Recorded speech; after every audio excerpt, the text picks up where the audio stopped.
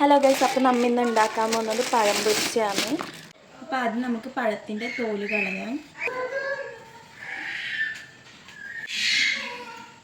ഇനി ഇതുപോലെ നേരിയതാക്കിയിട്ട് കട്ട് ചെയ്തെടുക്കും. പഴമെല്ലാം ഇതുപോലെ ഇവിടെ കട്ട് ചെയ്ത് വെച്ചിട്ടുണ്ട്. ഇനി നമുക്കിത് പൊരിക്കാനുള്ള മൈദ ബാറ്റർ ഉണ്ടാക്കാം. ഒരു ബൗൾ എടുത്തിട്ടേക്ക് അതിലേക്ക് ആവശ്യത്തിന് മൈദ ഇട്ട് കൊടുക്കാം.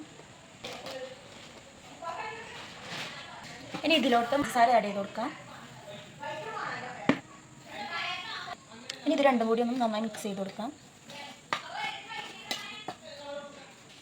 ഇനി ഇതിലേക്ക് ആവശ്യത്തിന് വെള്ളവും ചേർത്തൊന്ന് മിക്സ് ചെയ്ത് കൊടുക്കാം.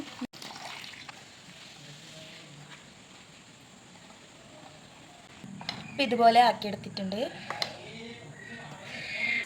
ഒരു പാത്രം അടുപ്പിൽ ചൂടാൻ വെച്ചിട്ടുണ്ട്. ഇനി അതിലേക്ക് ഓയിൽ ഒഴിച്ചു കൊടുക്കാം. ഇപ്പം നെയ്യ് ചൂടായി വന്നിട്ടുണ്ട്. ഇനി ഓരോന്നായിട്ട് ബാറ്ററിൽ മുക്കി നെയ്യിലേക്ക് ഇട്ട് കൊടുക്കാം. ഒരു ഗോൾഡൻ കളറാകുന്ന സമയത്ത് മറിച്ചിട്ട് കൊടുക്കാം. ഇനിയെല്ലാം നമുക്ക് കോരിയെടുക്കാം.